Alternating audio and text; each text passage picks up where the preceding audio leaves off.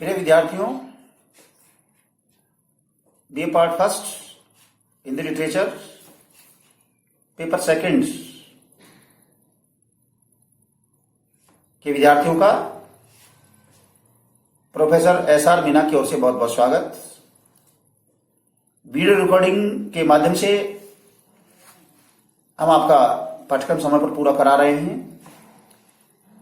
अभी तक जो वीडियोज डाले हैं उन वीडियोज के माध्यम से जो आपका पाठ्यक्रम पूरा कराया जा रहा है, उसी श्रृंखला में आज आपके समक्ष आपके पाठ्यक्रम में जो कहानी विविधा पुस्तक है उसमें जो नवी कहानी है गदल, उस पर मैं बात करूंगा, उस पर अपना व्याख्यान दूंगा।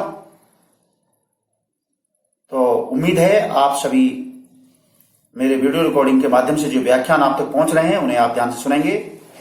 तो व्याख्यान की श्रृंखला में आज रांगे राघव की जो महत्वपूर्ण कहानी है गदल, उस पर अपनी बात रखूंगा। गदल कहानी को समझने से पहले या पूर्व हमें उस कहानीकार को भी समझना होगा, जानना होगा जिनकी ये कहानी है। रांगे राघव जी का जन्म 1923 ईस्वी में हुआ। इनका देहावसान 1962 ईस्वी में हुआ। डॉक्टर रांगे राघव की मां कन्नड़ और पिता तमिल थे, यानी दो राज्यों की भाषाओं का सम्मिश्रण था कि कन्नड़ तो कर्नाटक की भाषा है और तमिल तमिलनाडु की। तो एक तरह से इनकी मां कन्नड़ भाषा बोलने वाली थी और पिता तमिल भाषी थे। उनके पूर्वज तिरुपति के मंदिर से संबद्ध थे, यानी तिरुपति जो बालाजी का मंदिर है वहां से ये कुछ संबंध रखते होंगे या वहां कुछ कार्य करते होंगे, किंतु राजगुरु होकर के भरतपुर के वैर कस्बे में आ गए थे। अब देखिए कहां के रहने वाले कहां क्या थे, वहां से चल करके ये बाद में भरतपुर के वैर नामक कस्बे में आ गए थे। कौन? रांगे राघव जी। उनकी शिक्षा आगरा में हुई तथा वे अपने जीवन का अधिकांश समय आगरा में ही बिता पाए। अंतिम वर्षों में वे जयपुर में आकर के बस गए। कब? लास्ट में रांगे राघव जी। इन्होंने उपन्यास, कहानी, निबंध, रिपोर्टाज और कथा चित्र पर अपनी लेखनी खूब चलाई।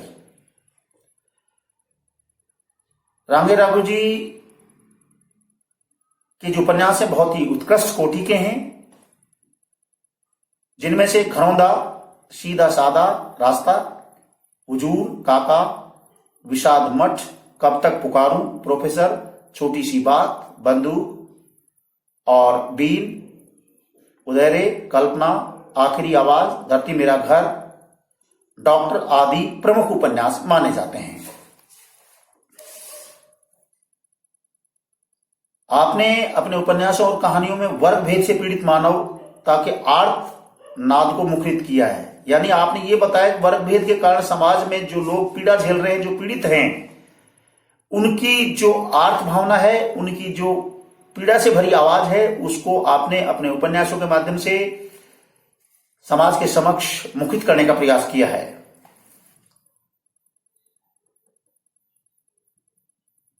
आप स्वतंत्र और जागरूक चिंतन के रूप में जाने जाते हैं, यानी आपकी सोच बहुत ही स्वतंत्र है और आप एक जागरूक लेखक की प्रवृत्ति के रूप में नजर आते हैं। आपने स्वस्थ चिंतन पर आधारित मान्यताओं पर बल दिया है कि आप स्वस्थ सोच रखें। घिसी पीटी और समय के प्रतिकूल मान्यताओं पर चोट की है, यानी जो घिसी घिसाई बातें हैं, घिसी पीटी जो बातें हैं, घिसी पीटी हमारी जो परंपराएं है, मान्यता है, उस पर भी साहित्यकार ने अपनी लेखनी चलाई है। रांगे राघव सन 1942 से 1961 तक बराबर लिखते रहे। इनकी रचनाएं सांस्कृतिक चेतना, राष्ट्रीय भावना और समाजवादी विचारधारा से ओतप्रोत है, यानी इनकी कहानियों में, इनकी गद्य विधाओं में सांस्कृतिक चेतना, राष्ट्रीय चेतना और समाजवादी विचारधारा या समाजवादी भावों से भरी हुई नजर आती हैं। यशपाल और नागार्जुन के समान इनकी गणना भी उत्तर प्रेमचंद काल के प्रमुख प्रगतिशील लेखकों में होती है। यह हिंदी साहित्य का दुर्भाग्य रहा कि ऐसे प्रगतिशील लेखक की मृत्यु सन 1962 में हो गई। यानी 23 में जन्म हुआ और 1962 में देहांत हो गया। यानी थोड़े से समय में ही ऐसे प्रगतिशील लेखक हमारे बीच से चले गए। फिर भी हिंदी को उन्होंने बहुत कुछ दिया। धरती मेरा घर इनका बहुत ही प्रमुख उपन्यास है और ये भी इस प्रकार के निबंधों को, इस प्रकार के उपन्यासों को लिख करके ऐसे महसूस कराते हैं कि ये भी बहुत ही आंचलिकता के निकट है। फणिस्वात रेणु की तरह ये भी हमें कहीं न कहीं आंचलिकता के नजर ही निकट ही नजर आते हैं। इनके द्वारा लिखी गई जो कहानी है गदल, वो आपके पाठ्यक्रम में है। गदल कहानी रामगढ़ राघव की नहीं, हिंदी की श्रेष्ठ कहानियों में गिनी जाती है। इसका कारण है गदल का आत्मसम्मानी चरित्र, अर्थात जो गदल नामक पात्र है वो आत्मसम्मान से जीने वाला पात्र है। इस कहानी में उसके चरित्र की गरिमा के साथ आंचलिकता का निर्वाह भी है। जो मैंने आपको पहले बताया था कि रामगढ़ राघव के गद्य साहित्य में या इनकी कहानियों में आंचलिकता का पुट भी हमें देखने को मिलता है। तो गदल नामक जो कहानी आपके पाठ्यक्रम में, इसमें भी आंचलिकता का पुट देखने को मिलता है। यथार्थवादिता के निकट है या यथार्थवादी भावों से भरी हुई कहानी है।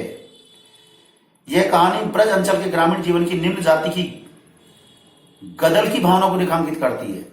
इस कहानी में क्या है, ब्रज अंचल है। ब्रज अंचल से तात्पर्य है भरतपुर, आगरा, मथुरा, गोवर्धन जो एरिया है ब्रजमंडल का प्रदेश कहलाता है। ब्रजमंडल या ब्रज प्रदेश के एक छोटे से गांव की एक निम्न जाति की एक औरत है गदल, और गदल की जो भावनाएं हैं, जो विचार हैं, उनको इस कहानी के माध्यम से रेखांकित किया है। गदल का पति मर जाता है, गदल के बच्चे बड़े बड़े हैं, पर गदल चाहते हैं कि उसका अविवाहित देवर डोडी उसे अपनी पत्नी बना ले। देखिए, समाज की हमारी एक व्यवस्था को भी साहित्यकार ने उजागर किया कि हमारे यहां नाता प्रथा भी है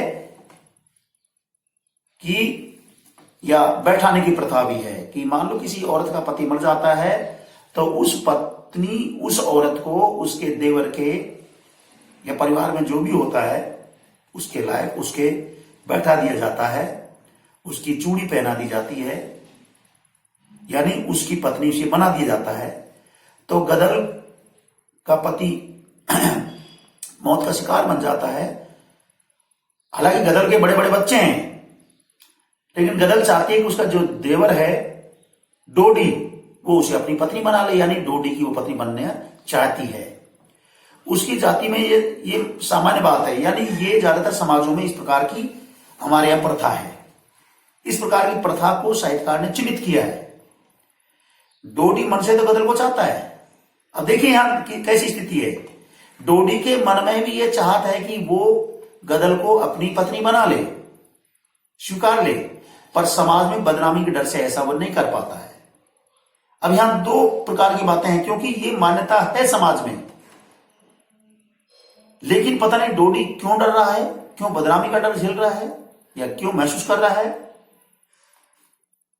गदल एक अन्य व्यक्ति के घर बैठ जाती है। आप देखिए, एक तरफ तो डोडी चाहता है उसको, तो फिर गदल क्या करती है, जब डोडी उसको अपनी पत्नी नहीं बना पाता है तो गदल गांव में ही किसी दूसरे के यहां पत्नी बनकर के बैठ जाती है, यानी नाता प्रथा की परंपरा के रूप में वो उसकी बन जाती है।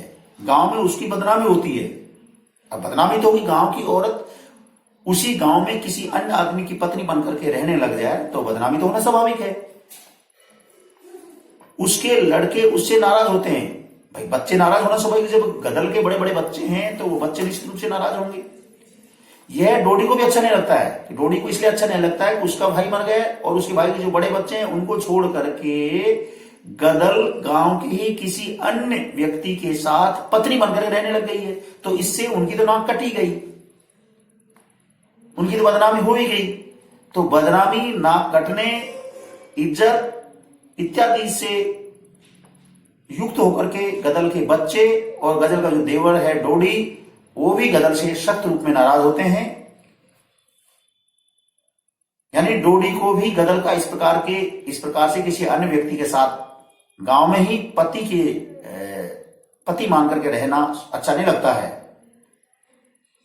पर गदल क्या करती है, किसी की कोई परवाह नहीं करती। उसको न कोई बच्चों की परवाह है, न उसको अपने देवर की, घर परिवार की, लोकलाज की कोई परवाह नहीं है।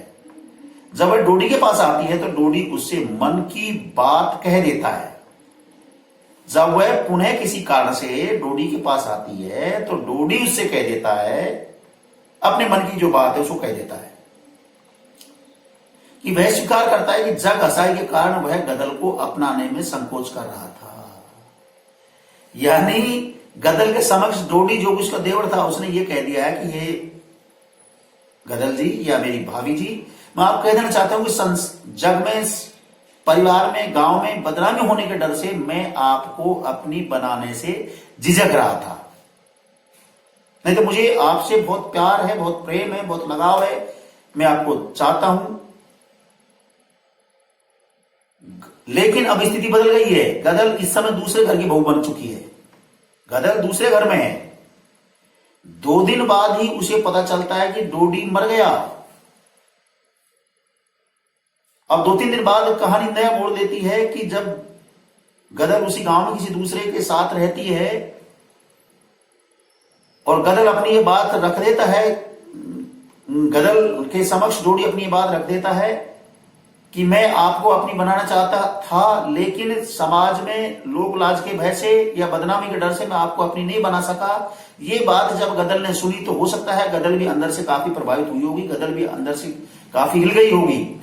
ये सारी बात सुनने के 1-2 दिन बाद ही गदल को ये पता लगता है कि डोडी मर चुका है या डोडी मर गया है। तो वह अपने घर से भाग आती है। वह अपने घर भाग आती है, यानी अपने पुराने घर पर वो आ जाती है। उसे लगता है कि डोडी उसके बिना 2 दिन भी जिंदा न रह पाया। अर्थात यहां अब दिल की भावना आई, दिल की आवाज आई या दिल को कचोटा। यानी डोडी के दिल की जो आवाज थी उसको गदल ने पहचाना। गदल ने यह पहचाना कि डोडी तेरे बिना 1-2 दिन भी जीवित नहीं रह पाया। अर्थात वो पता नहीं तेरे को कितना भयंकर चाहता था। वह कानून के खिलाफ जाकर डोडी के मृत्यु भोज, वह कौन, गदल, वह कानून के खिलाफ जाकर के डोडी के मृत्यु भोज में पूरे गांव को निमंत्रण कर जिमाती है। पुलिस मृत्यु भोज को रोकने आती है तो वह मृत्यु भोज पूरा होने तक पुलिस को रोकती है और पुलिस को की गोली उसे लगती है। वह मृत्यु भोज पूरा कर जाती है। यानी एक तरह से गदल ने भी फिर उसको चाहने वाले उसके देवर डोडी की जो अंतिम रस्म अदायगी थी उसको पूर्ण करने में महत्वपूर्ण भूमिका निभाई। इस तरह यह कहानी गदल और डोडी के अव्यक्त, यानी वो व्यक्त नहीं कर पाए थे, दोनों ही चाहते थे एक दूसरे को, अव्यक्त किंतु पवित्र प्रेम को व्यक्त करने वाली कहानी है। उनका प्रेम में कोई कपट नहीं था, कोई खोट नहीं था, लेकिन लोक लाज के भय से, समाज में बदनामी के भय से वो अपने प्रेम का इजहार नहीं कर पाए और गदल के शक्तिशाली व्यक्तित्व को रेखांकित किया है। गदल जो एक सामान्य जाति की, एक निम्न जाति की महिला थी, वह एक शक्तिशाली पात्र के रूप में इस कहानी में उभरी है। तो इस कहानी के माध्यम से हमें यह शिक्षा भी मिलती है, यह प्रेरणा भी मिलती है कि व्यक्ति को स्पष्टवादी होना चाहिए, निडर होना चाहिए, साथ ही स्वाभिमानी व्यक्तित्व के साथ जीना चाहिए और सच्चा प्रेम करने वाला भी होना चाहिए। इस प्रकार से इस व्याख्यान के माध्यम से आपके पाठ्यक्रम की ये जो गदल कहानी है इसको मैंने आपके समक्ष व्याख्यायित किया और इतना कहकर के मैं अपनी बात को विराम देता हूं। आप सभी को बहुत बहुत धन्यवाद।